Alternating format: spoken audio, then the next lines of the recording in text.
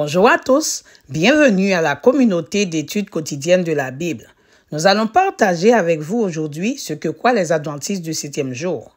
Prière de partager cette vidéo afin que plus de personnes puissent connaître la base de notre croyance.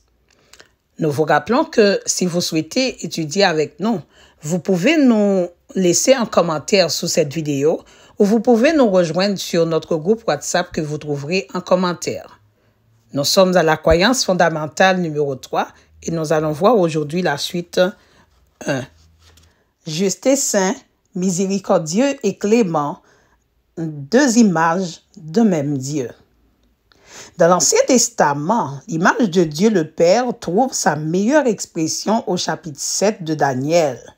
Le Père y est décrit comme l'ancien des jours.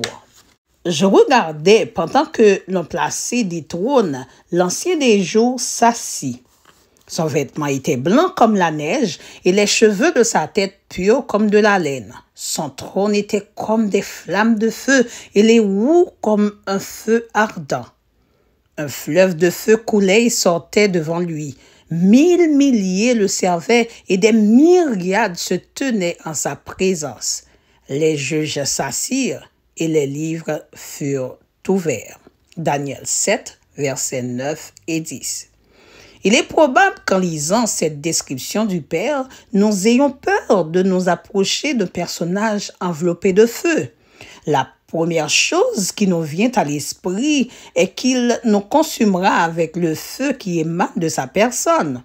Cependant, les éléments centraux de cette description est démontré que notre Père habite dans un environnement rempli de justice et de sainteté, car il est lui-même juste et saint.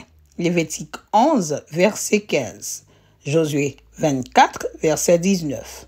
Le Père est juste parce que ses décisions sont fondées essentiellement sur ce qui est écrit dans les livres et non sur ses propres caprices ou des considérations subjectives. Les morts furent jugés d'après ce qui était écrit dans le livre. Apocalypse 20, verset 12. À 2 reprises, l'Apocalypse mentionne que les jugements de Dieu sont justes et véritables. Apocalypse 15, verset 3. D'autre part, le feu qui enveloppe son trône est un symbole de la pureté et de la sainteté qui règne dans les cours célestes. En fait, dans le récit de sa vision du trône dans le livre de l'Apocalypse, Jean précise que les 4 êtres vivants ne cessent de répéter « Saint, Saint, Saint est le Seigneur Dieu, le Tout-Puissant qui était, qui est et qui vient. » Apocalypse 4, verset 8. Plus d'un ont cru que le Père étant un ancien des jours, il doit être un vieux grincheux, mais rien n'est plus loin de la réalité. Mais Jésus a raconté dans Luc 15 une parabole où il décrit Dieu comme étant un père qui aime ses enfants indépendamment des décisions bonnes ou mauvaises qu'ils prennent. Grâce à cette parabole, nous pouvons comprendre que l'amour de Dieu pour nous en tant que Père demeure immuable, quelles que soient nos circonstances. Le jeune fils de la parabole appelé le prodigue bénéficia de l'indulgence de son père. Premièrement, quand il lui demanda de lui donner sa part d'héritage, verset 12. Deuxièmement, quand il se retrouva dans la boue en compagnie des pourceaux, versets 17 et 18. Et troisièmement, quand il revint à la maison, verset 21. Ce garçon est bien connu pour son caractère rebelle et sa décision obstinée d'abandonner le foyer paternel. Mais s'il y a une chose que nous pouvons apprendre grâce à lui, c'est que Dieu sera toujours notre Père. Il n'en est pas de même du fils aîné qui, bien que n'ayant jamais abandonné la maison paternelle, démontra qu'il ne considérait pas son père comme tel, mais plutôt comme un patron. Verset 29. En fait, à travers tout le récit, le mot père n'est même pas sorti une seule fois des lèvres de ce frère aîné. Cette image de Dieu en tant que Père miséricordieux constitue une vérité fondamentale présente à travers tout le Nouveau Testament.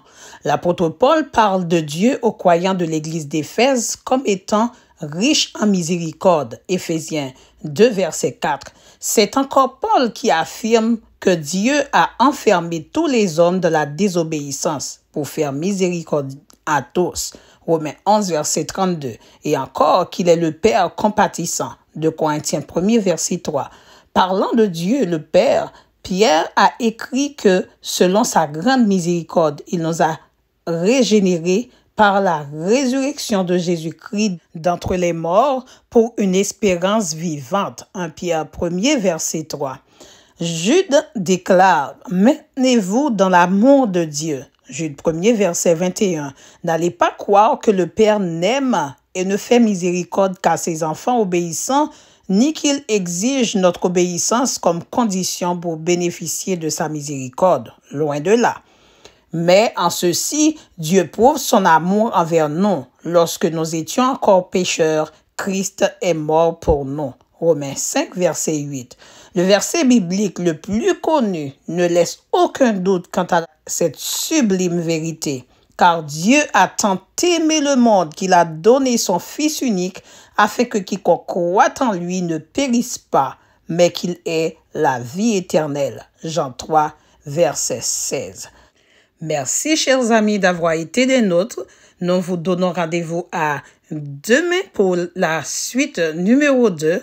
Prière de partager cette vidéo afin que plus de personnes puissent connaître la base de la croyance adventiste. Au revoir.